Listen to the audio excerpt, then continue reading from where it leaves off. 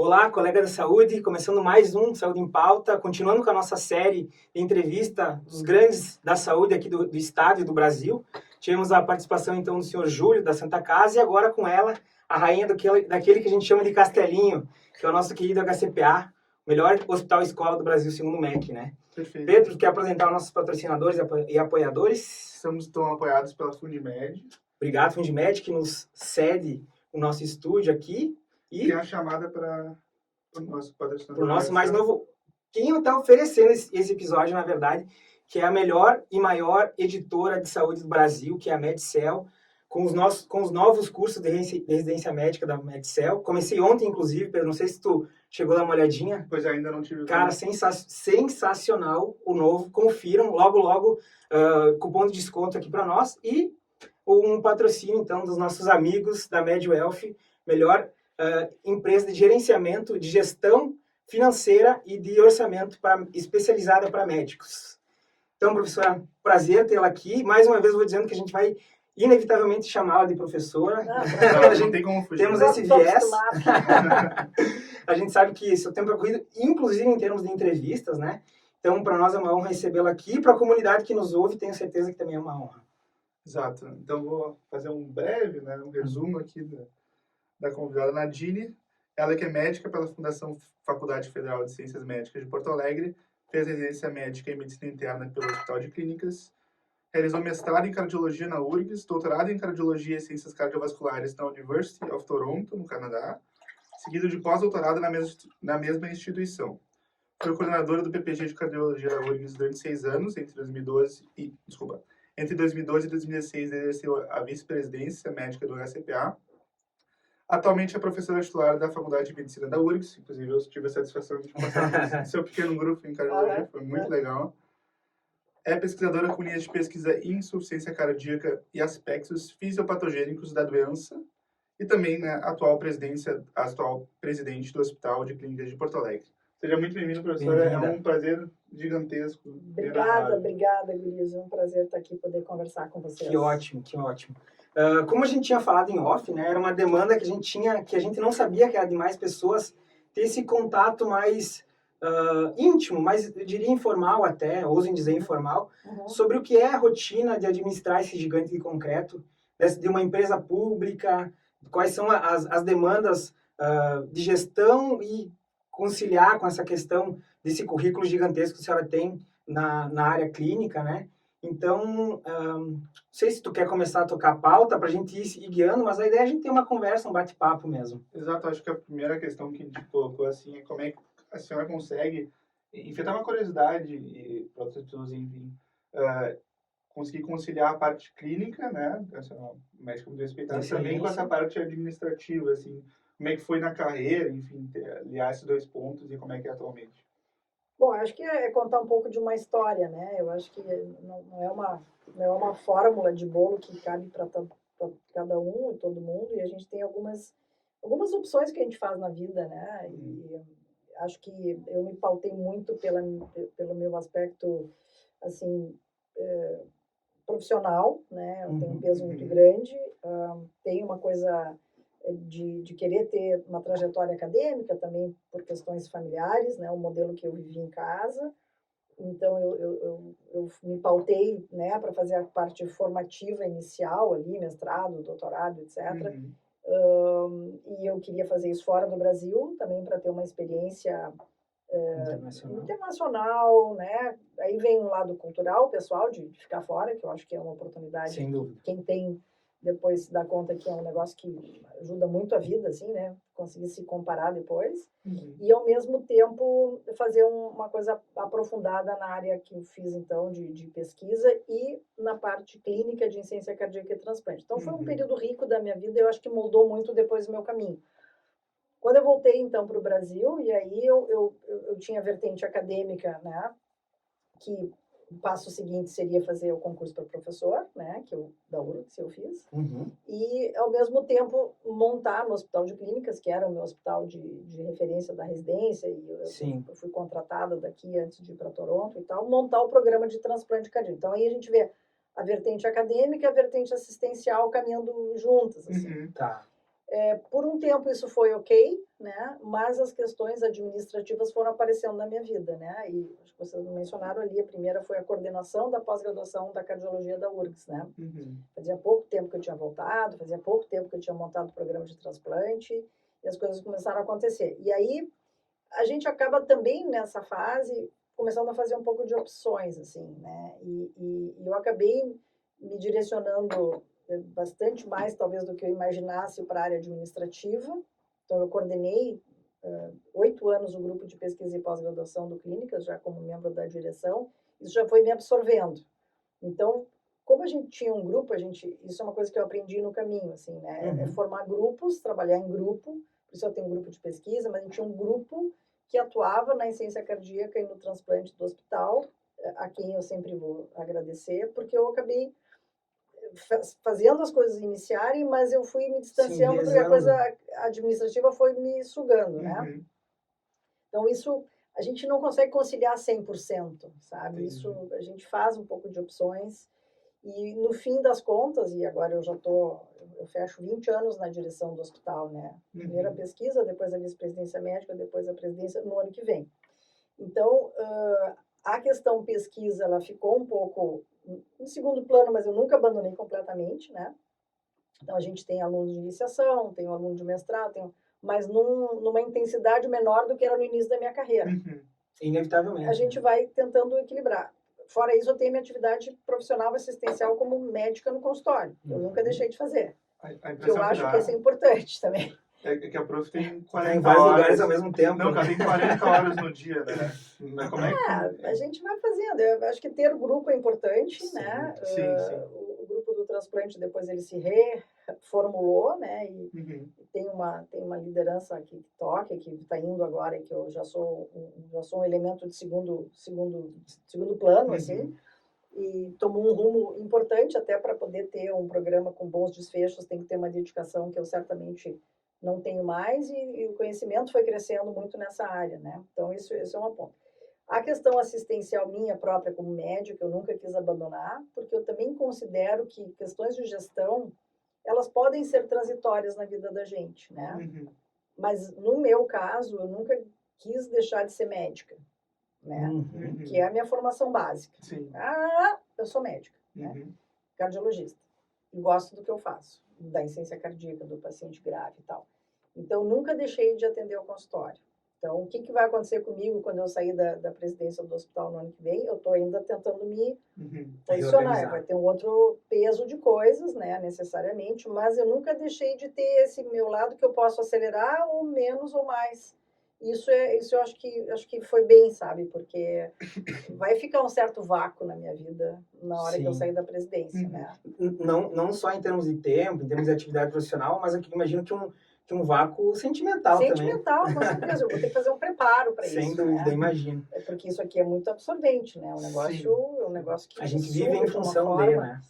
Então, eu sou, estou ali o tempo inteiro, eu entrego a minha pele ali o tempo inteiro. Sim. Então, mas tem essas outras coisas que vão me dar um apoio depois e eu vou tentar, né, não ficar com tanta saudade, assim.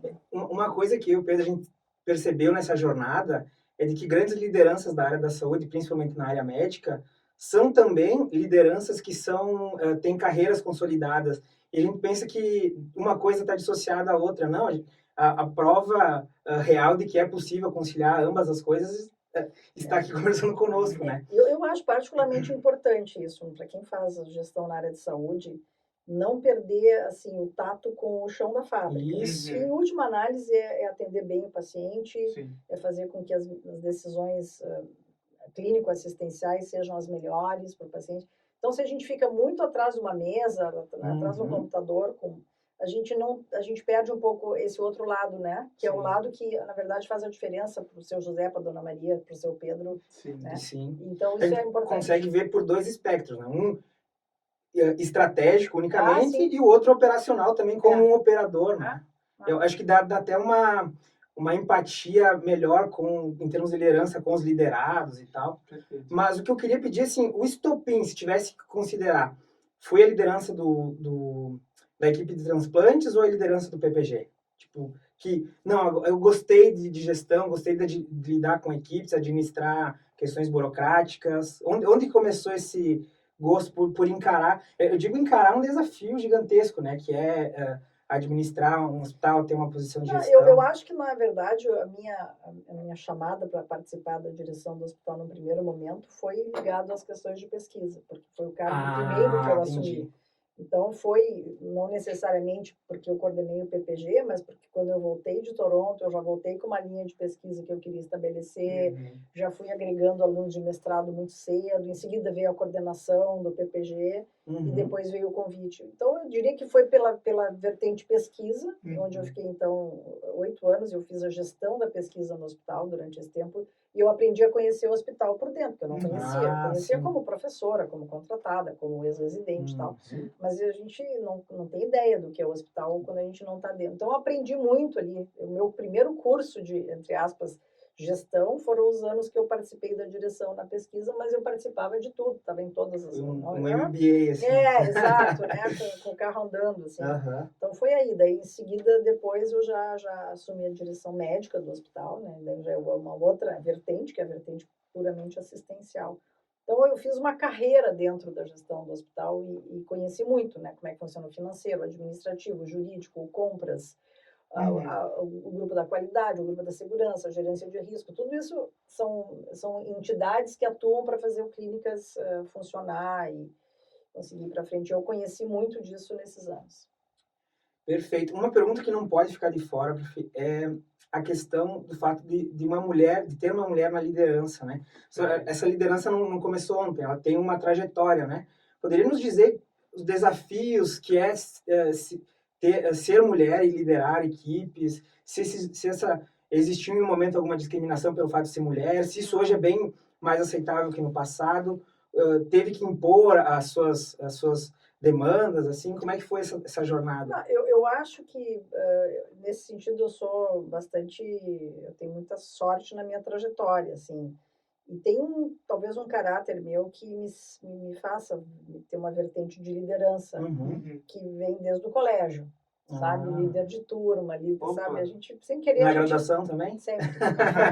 Então, é uma coisa que a gente vai desenvolvendo, não sei nem porquê, sabe? Mas eu acho que vai... Da natureza. E eu sempre acreditei muito na competência, né, das pessoas, independente de sexo, credo, cor, etc. E sempre acreditei muito que o que importa é a oportunidade, né?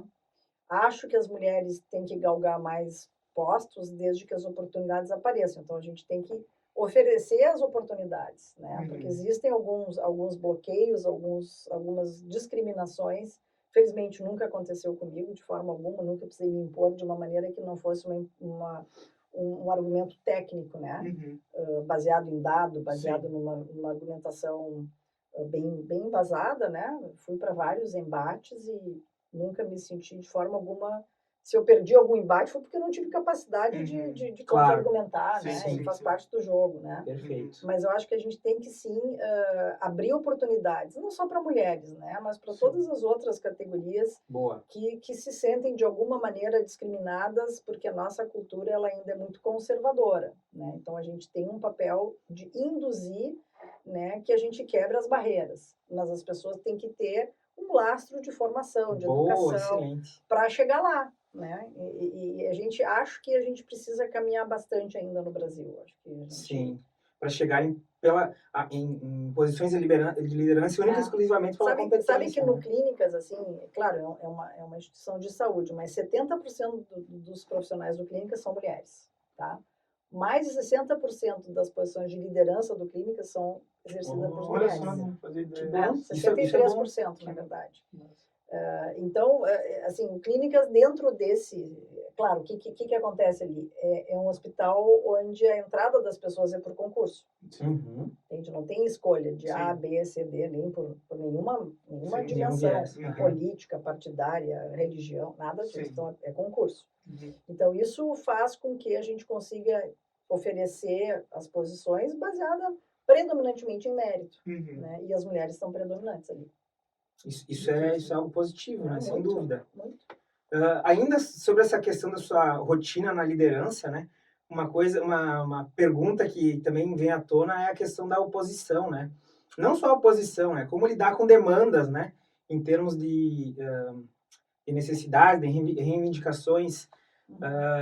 Como é que é lidar com a demanda de várias classes, de vários profissionais, de pessoas, às vezes, com mais tempo de HCPA? Como fazer isso de uma maneira branda, no caso, lidar com oposição, às vezes? Eu não acho, assim, eu vou te dizer, eu acho que o Clínicas não tem acho que a gente tem um processo de gestão que é baseado em metas, é baseado num planejamento estratégico. A direção, ela é uma direção que é eleita, né, a cada 4 anos, e a gente, em princípio, é eleito em cima de uma plataforma e a gente tem que entregar aquilo que a gente se propôs. O que pode acontecer é que, eventualmente, né, uma oposição que tenha sido derrotada num pleito passado... Reivindique algo... Mas é do jogo, né? Sim, então, sempre vão ter os descontentes, não tem unanimidade. Exato. Né? O fato de haver uma eleição para presidente, para prefeito, para governador, para presidente do Clínicas, não quer dizer que não tenha um grupo de pessoas que critique, que faça... que esteja descontente. E isso é positivo, na medida em que venham críticas construtivas.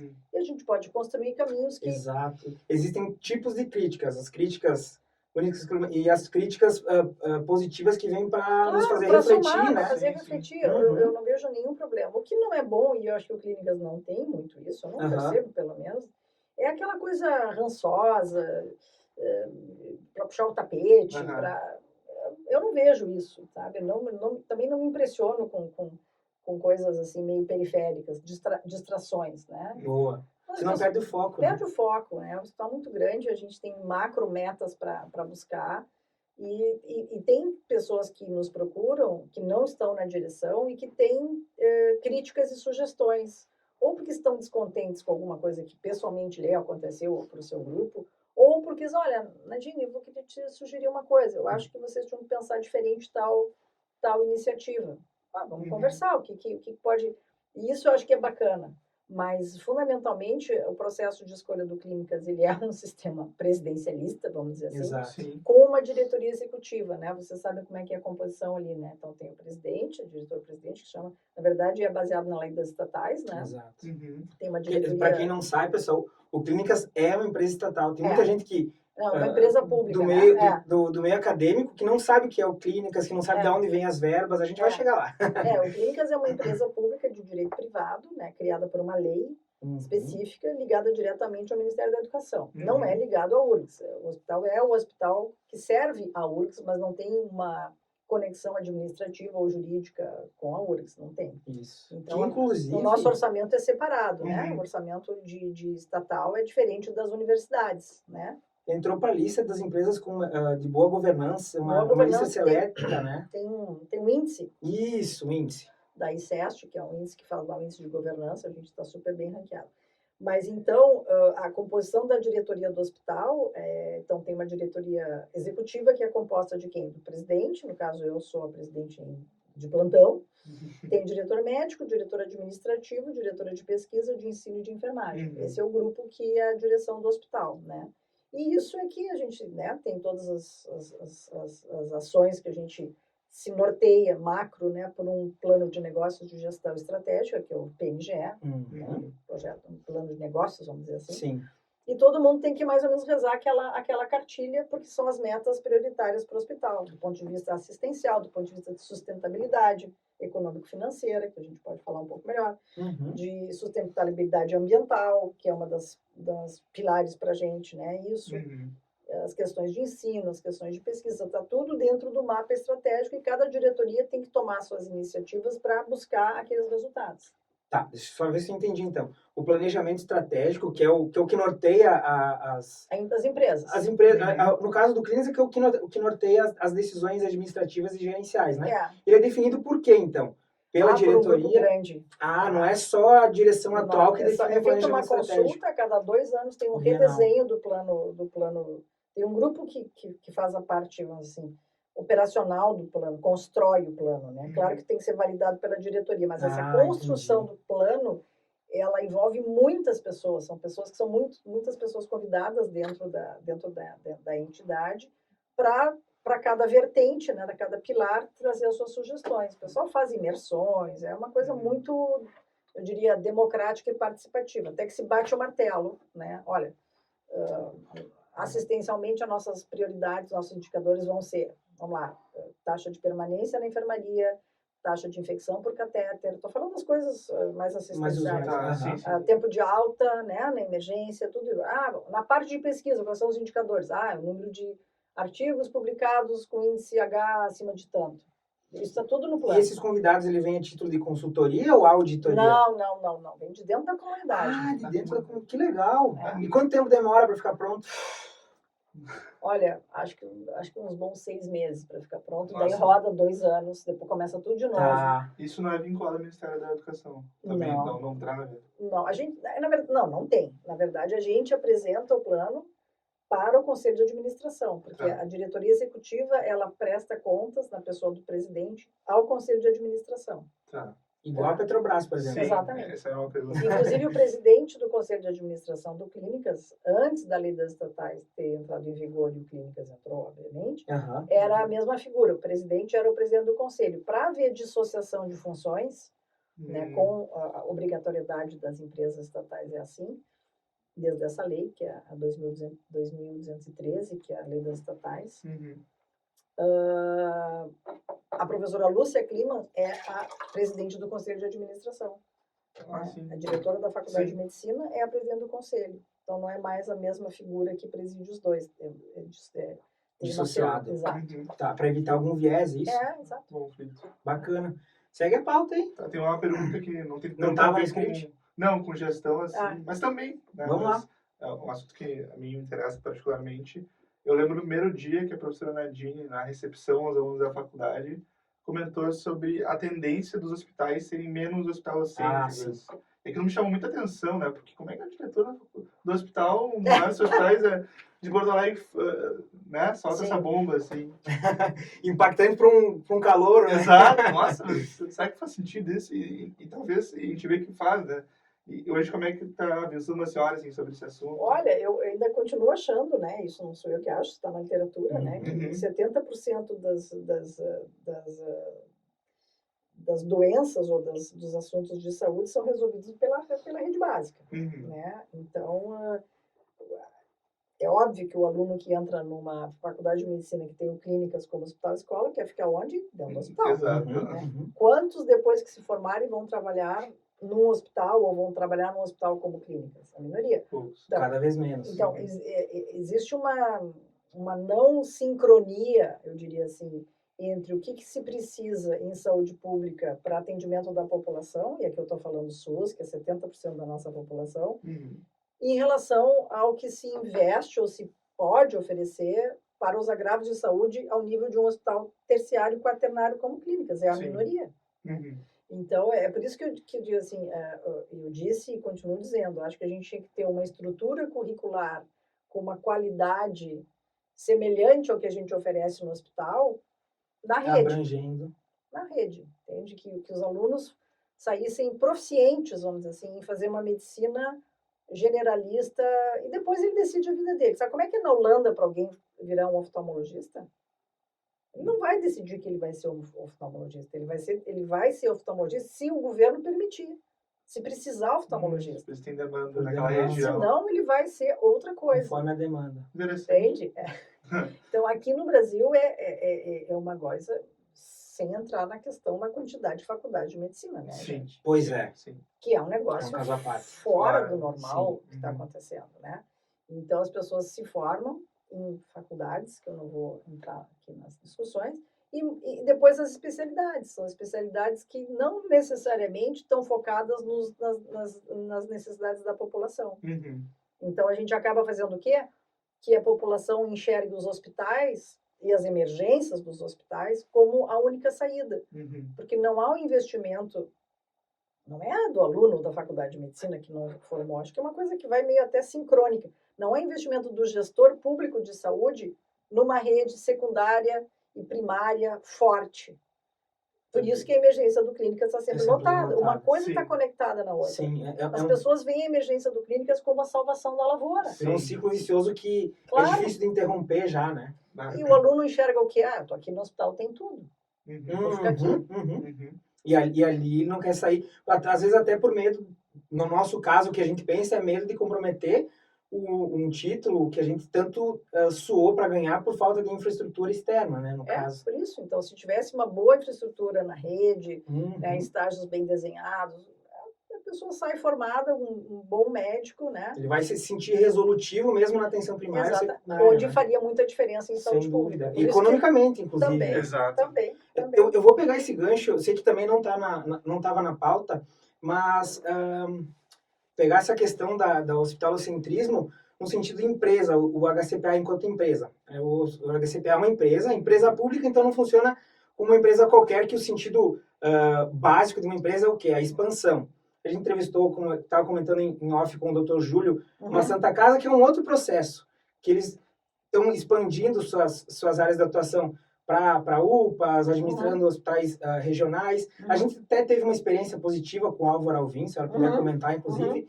Mas o HCPA não, ele se fortalece e engrandece agora com o lindo, maravilhoso prédio B. Sim. A gente tem a nossa UBS aqui, a Santa Cecília. Como é que funciona para o processo de expansão do HCPA para a comunidade em termos de atenção primária e secundária, né? Se existe essa possibilidade e por que isso não... Vamos lá, o Hospital de Clínicas, na sua essência, ele é um hospital terciário quaternário. Tá, e a gente tem uma obrigação de fazer funcionar bem tudo que a gente tem aqui. Álvaro Alvim, eu quero fazer um parênteses, foi uma iniciativa pontual, né? Em que houve uma oportunidade de uma área nova, atendendo a um projeto do governo que era especificamente da atenção de álcool e drogas. Entendi. Com o professor Pechansky. Então, foi lá que eles montaram o CEPAD, né, que é um grupo grande que apoia até hoje vários projetos da Senad, que é a Secretaria Nacional de Álcool e Drogas. Dito isso, parte do Álvaro Alvim, então, foi ativado para isso, e se colocou ali uma enfermaria, que era uma enfermaria pequena, se eu não me engano, acho que uns 20 leitos, né, que era para a retaguarda da emergência de pacientes de baixíssima complexidade. Tá? O tempo passou e se viu, mudaram todas as matrizes orçamentárias da saúde e a gente começou a perceber que ali era uma estrutura deficitária, né? A gente tinha uma equipe enorme de gente lá e deixando aqui várias áreas com pouca gente, com uma sobrecarga de pessoal. Então, a gente trouxe todo mundo para cá, né? Continuou o princípio primário, que é o nosso terciário e quaternário, estava se expandindo para lá, no caso. E, na verdade, era uma expansão que não era do terciário nem quaternário, era uma coisa da rede básica, né? De pacientes de baixíssima complexidade, que poderiam perfeitamente ser atendidos, por exemplo, num hospital como o Santa Ana, que acabou sendo inaugurado anos depois, e que hoje atende muito bem a esta parcela da população. Tem paciente que não precisa ficar no clínicas, né? Então, o Santa Ana começou a atender esse tipo de paciente, mudou o perfil. E a parte de atendimento ao álcool e drogas veio para cá, se fez uma reforma aqui no 9º andar, e eles estão bem instalados aqui e continuou o projeto. Então, se fechou o Álvaro Alvim, porque realmente, do ponto de vista custo-efetivo, era uma operação muito deficitária. Para atender 20 leitos, que a rede de Porto Alegre tinha que dar conta. E deu conta. Então, voltando. UBS, né? A UBS foi criada aqui em 2004, né, numa iniciativa da prefeitura, obviamente, é uma unidade básica da prefeitura. Agora, é do Clínicas? Não é a do Clínicas, é da prefeitura. Ela foi inicialmente aqui administrada e atendida por equipes da prefeitura. Isso acabou evoluindo, né, para que o Clínicas, então, trouxesse as suas equipes para atender ali. Não tem mais ninguém da prefeitura trabalhando ali. E acabou se tornando um campo de estágio muito importante na área da medicina de família, né? Cresceu bastante, né? Os professores que vocês conhecem, o Goldani, o Marcelo, passei por ali agora para cortar caminho, entrei por ali sempre, assim, de gente, que é importante. E eles gostariam de expandir mais. Qual que é o problema? Não existe uma matriz orçamentária que pague o custeio do que é feito lá hoje. Toda a produção da UBS de assistência, tanto ali quantas visitas domiciliares que as equipes acabaram se Sim. organizando, tem 3 ou 4 equipes, não tem como o município repassar para o Clínicas. Então, o Clínicas não recebe um centavo Nossa. por Pra aquela gerir. produção. Uhum. Então, nós não podemos falar em expansão, por mais que as equipes queiram, Sim. se não tem Então, uma o orçamento é remuneração. estrangulado já para o que é, né? Então, a gente está negociando com o Ministério da Saúde, que talvez tenha um olhar que possa encontrar uma brecha do ponto de vista de repassar orçamento para clínicas para atendimento básico. Só que aí que vem a questão de contrassenso. Como ele é um hospital, Uhum. não tem previsão na legislação orçamentária para receber de uma coisa que é atenção básica. Uhum. Entende? Teria que ser um outro CNPJ, né? Teria que ser uma outra entidade para poder receber, mas o Digamos Clínicas só como tem se um fosse uma CNPJ. filial do Clínicas, né? Exatamente, com outro CNES. Você sabe o que é Aham, CNES, né? uhum. Que é o Cadastro Nacional de Instituições de Uhum. Saúde. Teria que ser um outro CNES, Uhum. como o Alvarovim era. Ah, Aquele lá certo. acabou, porque Sim, ele era sim, focado sim. para álcool e drogas. Era um projeto especial do governo. Então, a gente está nesse impasse. O pessoal da UBS quer crescer, né? Os professores, o pessoal da enfermagem, é uma equipe super mobilizada, né? Faz um trabalho maravilhoso aqui na região adstrita, são 40 Exato. mil, agora eu não sei se são 40 mil famílias ou indivíduos, mas é grande, Uhum. né? Eles querem mais na base, mas não tem financiamento, não tem custeio, não tem pagamento. O hospital faz Entendi. por recursos próprios, Uhum. entende? E com equipe própria. Que é outra... É outra luta, no caso, que o HCPA enfrenta, né? Diferente de outras instituições, como a Santa Casa, os hospitais filantrópicos, tem essa questão também, eu acho que é interessante ressaltar, que é a dificuldade para a obtenção de recursos, né? A burocracia, Sim. por ser uma empresa pública, né? Se Sim. pudesse comentar sobre isso. Não, eu comento e acho que é pertinente até, né?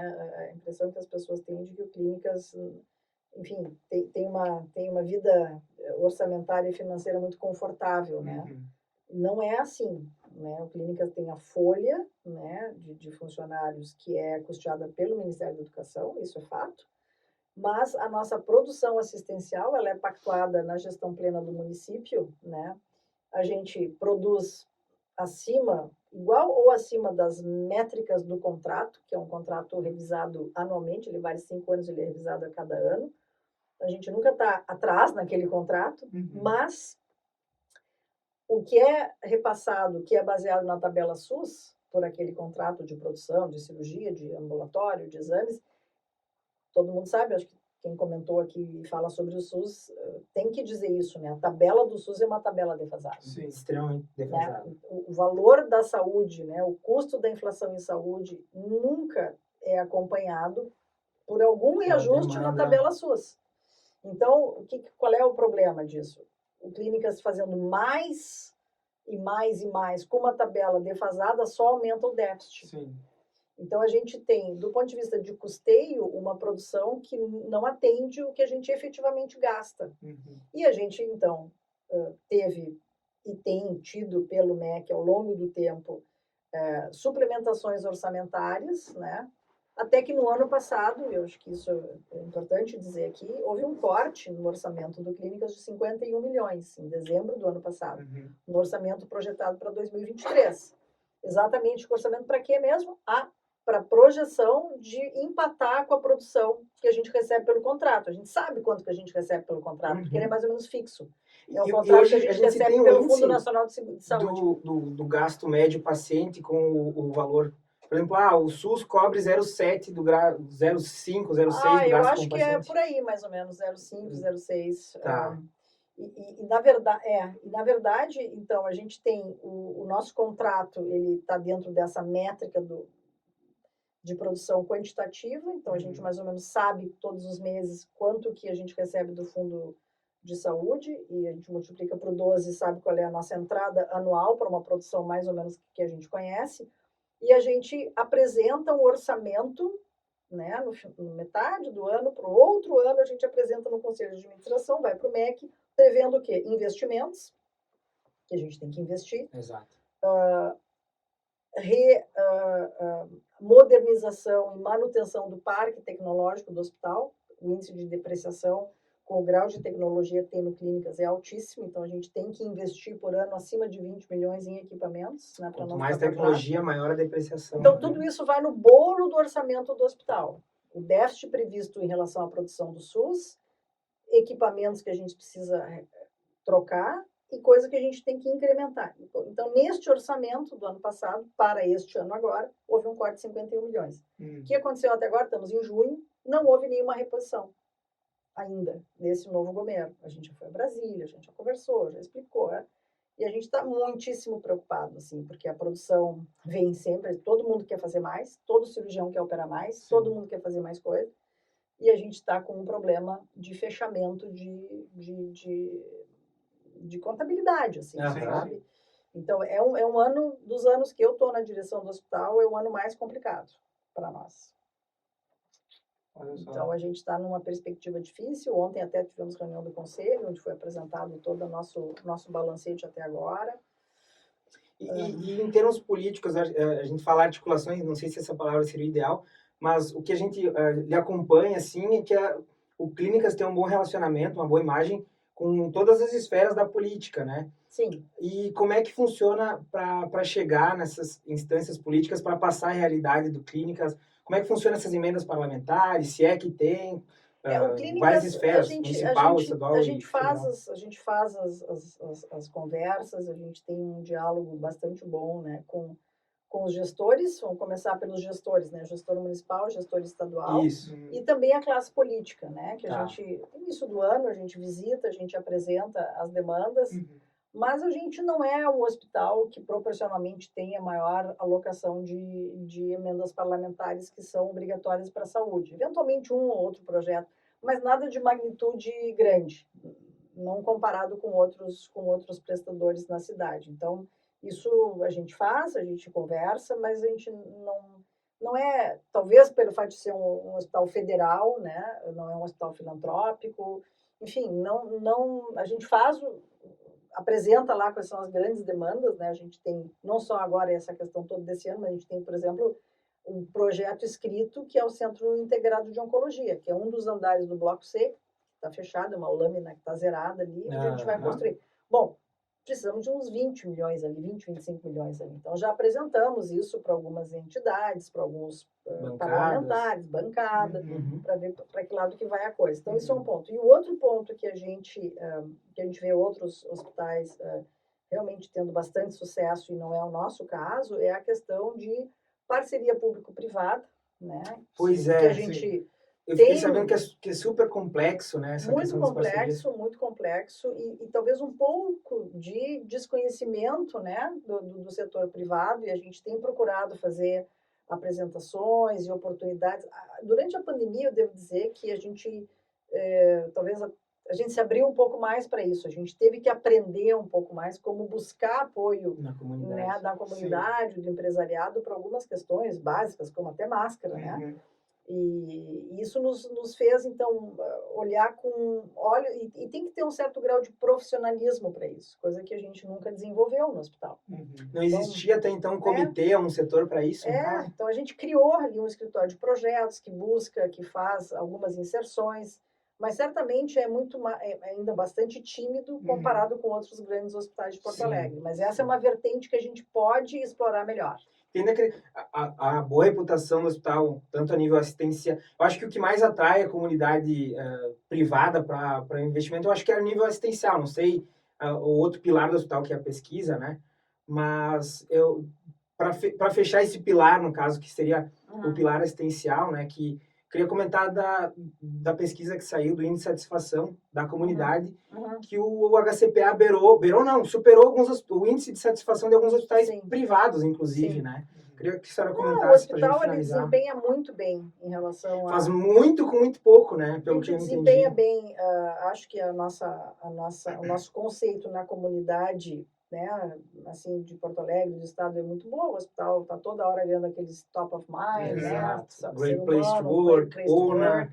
Então, a gente olha para isso, a gente tem o selo da JCI, a gente olha para todas essas dimensões do hospital e eu acho que a gente é bastante bem avaliado, né?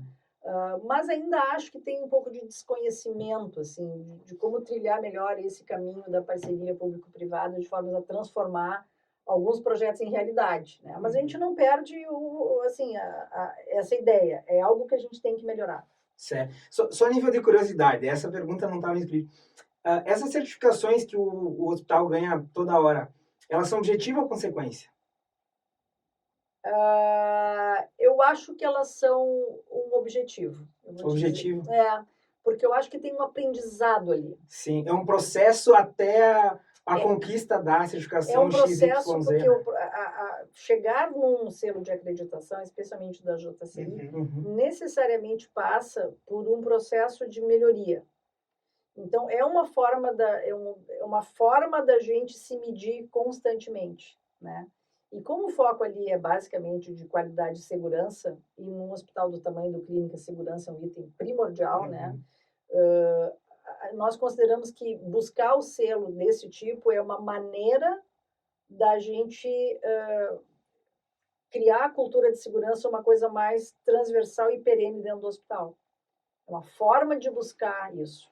Não é pelo selo, mas é pelo processo que leva até o selo, entende? Que é um processo que confere mais segurança Sim, que às atividades do hospital. é um processo... Educativo constante. Assim. Exato. Eu ia dizer constante, porque sempre está se buscando a renovação dessas certificações. A né? crítica que eu acho que pode vir, eu conheço setores que criticam um pouco as questões de acreditação. É tudo feito para isso e depois esquece. Passou a comissão, não é assim no Clínicas. É um processo continuado de realimentação daquilo, porque daqui a pouco vem de novo, Ganhou e uma vem de certificação, novo, é um processo de se preparar para a próxima, então. E Bacana. trocam os profissionais, trocam os colaboradores, então é sempre uma forma da gente revisar todos os aspectos de segurança. E mesmo assim, né, a gente tem uma gerência de risco lá, que é coordenada pelo professor Ricardo, que vocês conhecem bem, que é bastante ativa, né, e que está sempre olhando, né, para ver quais são os processos que não foram bem e buscar melhorias e olhar e fazer uma conversa e discutir e tal. Então é uma coisa viva, né? Para você, uma grande questão que tu entrou um pouco nesse assunto, mas é como é que é ser uma gestora em tempos de crise, né? Daí me surpreendeu ter falado sobre esse ano ser um dos mais difíceis. Eu imaginei que era na questão Eu também. da pandemia. O processo da pandemia foi... Daquela briga por leitos, toda aquela questão de recursos. Mas eu acho que são brigas diferentes. Eu acho que são momentos de tensão muito diferentes. Eu acho que a pandemia, ela, obviamente, né, para nós todos foi uma coisa única. A gente não vai passar isso de novo na nossa vida, nem vocês, eu acho. Então, eu acho que aquilo a todos nos deu assim uma lição de humildade, eu acho, né, de ver como a gente é frágil, né, como ser humano, como sociedade. E ali o que aconteceu no Clínicas foi uma quebra de barreiras, né? Porque o Clínicas ele é enorme, né? E tem várias microbarreiras ali dentro, né? E acho que a questão da pandemia e do medo que uniu a todos, né? Do desconhecido, fez com que as microbarreiras se desfizessem e a gente trabalhou como um time inacreditavelmente coeso, né? Bom, aquilo era uma coisa mágica durante 2 anos e meio, 3 anos. Ficaram algumas lições, né, de aprendizado, de poder trabalhar. Por exemplo, Eu acho que ficou muito, assim, a questão do desprendimento, né, de poder enxergar um colega de uma área completamente diferente. Vou citar aqui, por exemplo, uma área da otorrino, dando plantão numa emergência, entende? Coisa que não via, talvez, desde a época de acadêmico, entende? A gente viu as pessoas se reinventando, né? Mudando de área completamente para ajudar. Então, fica a ideia de que existe esperança, assim, da gente fazer coisas mais como time, porque eu acho que é assim que a gente tem que tocar um hospital. Então, eu vejo que a pandemia ela foi crítica, nos fez trabalhar numa tensão absurda, burnout e tudo mais, foi. Mas teve um grande aprendizado, eu acho, como seres humanos, assim, sabe? Então, eu acho que a gente saiu maior. O que eu percebi, e como pessoa. Essa questão de pertencimento no período de crise, ela aumentou muito, né? Muito. Eu faço parte... E um dos fatores que fez aumentar isso foi o sucesso da gestão de crise do Clínicas nesse momento, né? Que foi referência regional, nacional, Foi, enfim, né? não, sem dúvida. Foi. E na parte tecnológica, assim, eu acho que deu um empurrão em certos assuntos que estavam mais... Não, eu acho que teve uma coisa bem concreta ali, que foi a montagem das UTIs, né? A montagem. Aceleração delas, né? Uhum. Porque vamos, né? O que aconteceu, o que obrigou, né, a uma liberação de recursos nunca Emergenciais. vista, assim, né, Uhum. por parte do Congresso, fez com que a gente acabasse equipando 2 andares inteiros de UTI, né, com equipamentos de primeira linha. E tá lá. Então, esse é um legado concreto de equipamento que vai ficar e que a gente tem que botar para funcionar. Mas eu acho que o legado, talvez, disso, né, de pertencimento, de trabalhar em equipe, de ver que a gente pode se ajudar na crise, ele vai ficar para sempre, assim. E acho que cada um de nós tem uma lição pessoal, né, para trazer, e acho que como instituição a gente saiu mais forte do que a gente imaginaria, né. Agora, o que a gente está vivendo agora, por que eu digo isso, é porque a gente está numa situação de orçamentação extremamente adversa, né. Se não acontecer nada do ponto de vista de reposição, a gente talvez tenha que fechar leitos, que é uma coisa inacreditável, né, na história do Hospital de Clínicas. Quem diria, né? Depois de tudo que a gente entregou na pandemia, a gente passar por uma situação como essa, porque a gente teve um corte orçamentário e não está havendo a recomposição que a gente esperou. Então, a gente está com uma dificuldade grande e aí não adianta a gente contar a história bonita que foi a pandemia, porque... Boa. Se Entende? não tem como dar continuidade ao que ficou delegado, né? Verdade. Posso então ir para outro pilar? A gente falou bastante dessa questão assistencial. Em resumo, para mim, o que fica dessa nossa conversa é exatamente isso, que o HCP é um hospital que faz muito, mas muito mesmo, com muito pouco, né? Se pudesse resumir. Um pilar que a gente não tem tanta intimidade, até a mídia não sei se tem interesse, que é outro pilar do hospital, que além do assistencial, que é o de ensino e pesquisa, né? Queria que a senhora comentasse como é a imagem do hospital nesse meio, que é um meio menos hypado, digamos assim, no popular. Eu vejo que é um... Como é que eu vou te dizer? Às vezes, talvez fique uma imagem de que o Clínicas é muito mais um hospital de ensino científico do que assistencial, como se fosse uma coisa de demérito. Na verdade, não é um demérito, né? Também não é verdade, porque o volume assistencial que o Clínicas produz é gigante, né? Por ano, por mês, por dia. Os números estão aí para ver isso. E, ao mesmo tempo, a gente está formando as pessoas, né? Então, uma coisa é indissociável, né? Então, quem enxerga o Clínicas como... Aí vem, vocês falaram no início, o Castelinho, né? Na Rádio Corredor. Uma ideia de que lá no Castelinho ninguém bota a mão, é tudo assim, é tudo de luvinha e tal. Não é verdade, né? O pessoal rala para valer ali, trabalha muito, né? Mas, ao mesmo tempo, né, tem uma condição de aprendizado, ensino-aprendizado, muito diferenciada, né? Com professores, com preceptores, com modelos do que é bom e do que não é bom, né? Eu sempre digo, eu acho que o modelo está aí para a gente olhar, eu não quero fazer assim, né? Não quero esse modelo para mim. Então, ali é uma microcidade, né? Tem de tudo, mas tem certamente um cuidado, pelo menos uma forma de fazer as coisas de forma a ter uma modelagem de ensino, né? De treinamento, né? De treinamento em serviço, de fazer com que o aluno e o residente saiam dali com uma experiência verdadeira do que é fazer assistência, que a gente acha que é de qualidade. Até se a gente for ver os indicadores do Clínicas, realmente os indicadores são muito bons. Isso tem alunos e residentes necessariamente, aquelas pessoas vão sair dali treinadas qualificadamente, né? Então, acho que são coisas indissociáveis. Uma sensação que eu tenho, enquanto acadêmico, da sociedade, que é esse pilar de ensino e pesquisa do hospital, que o compromisso dele se resume a melhorar a assistência interna, né? Mas a entrega de soluções e oferta para a comunidade é muito maior do que só assistência interna, né? Como que se consegue com o ensino, com a pesquisa que a gente tem aqui? Eu acho que é pouco comentado, isso pouco fomentado, inclusive por lideranças de pesquisa interna nossa, né? E tem muitas pesquisas que são voltadas para a comunidade, né?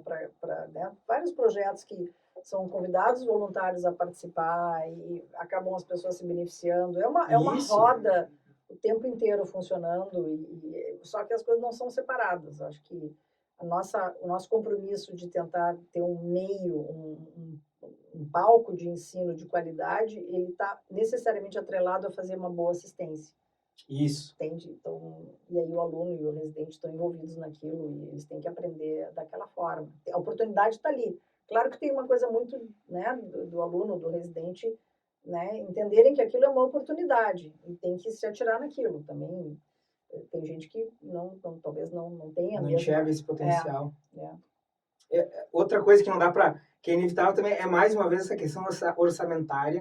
Eu não sei se funciona mais ou menos pela mesma via.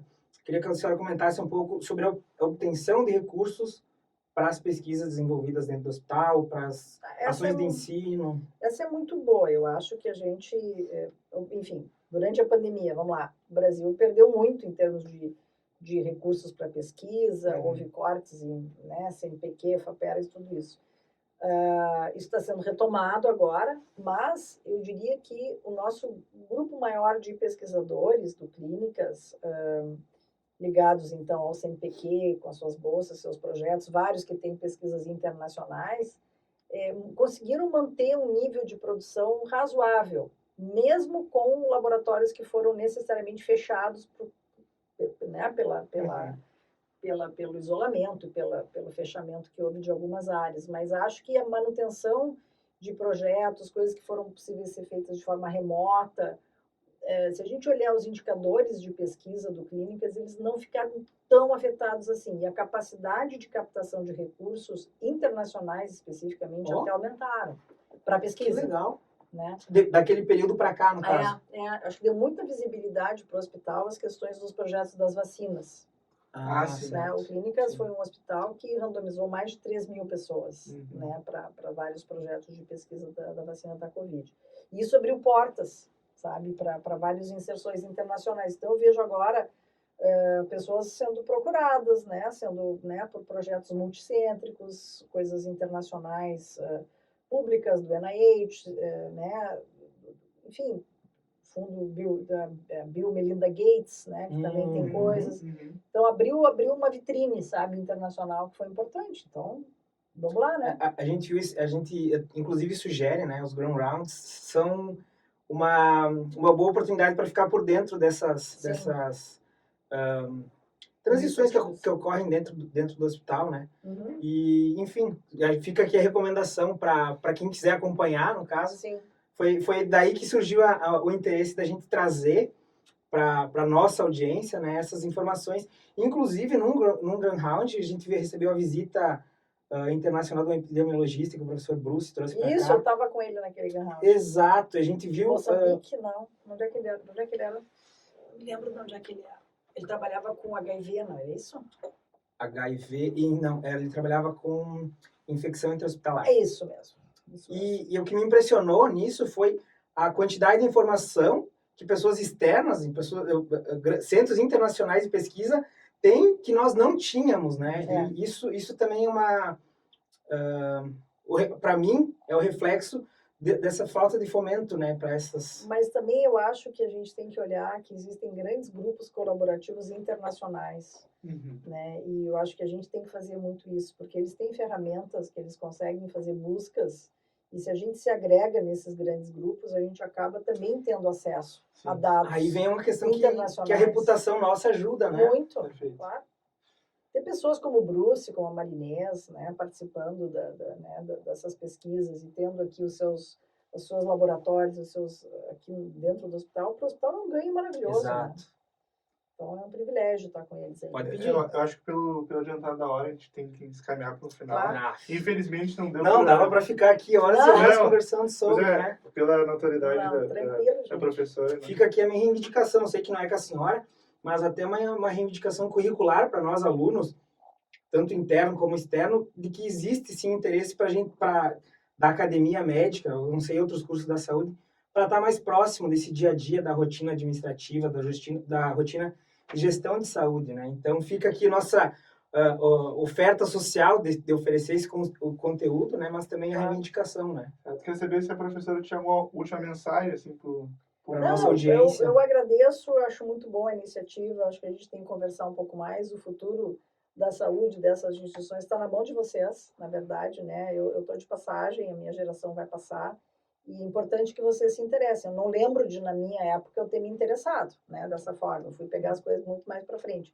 Então, vejo com bastante alegria e esperança Que bom que vocês isso, sejam melhores gestores do que nós, né? Bem meu dia. Porque tem uma formação aí que vocês já estão buscando de começo. E em relação às demandas, eu acho que eu não sei quanto a faculdade pode se reorganizar do ponto de vista curricular, Sim. né? Mas Não, seria não é fácil. fácil. Se houvesse alguma disciplina, sei lá, optativa de gestão em saúde que a gente pudesse trabalhar em conjunto com a faculdade e oferecer uma coisa, Essa vivência, né? vivência prática no hospital, passa um mês, está numa disciplina, sei lá, optativa de gestão em saúde, por exemplo, né? E aí você se inscreve, a gente faz um módulo básico teórico, e o pessoal se inscreve, fica acompanhando o hospital, algumas áreas da direção, etc. Seria fantástico.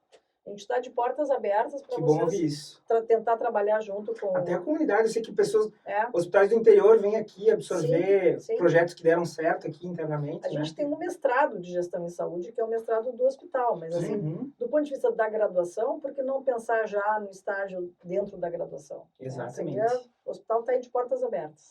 Perfeito, pessoal. Lembrando que esse episódio tem o apoio da Fundimed, o patrocínio da MedWealth e o oferecimento da MedCell. Até a próxima. Muito Obrigado. obrigado, pessoal. Muito Tchau, obrigado, gente. professor. Obrigado, prof.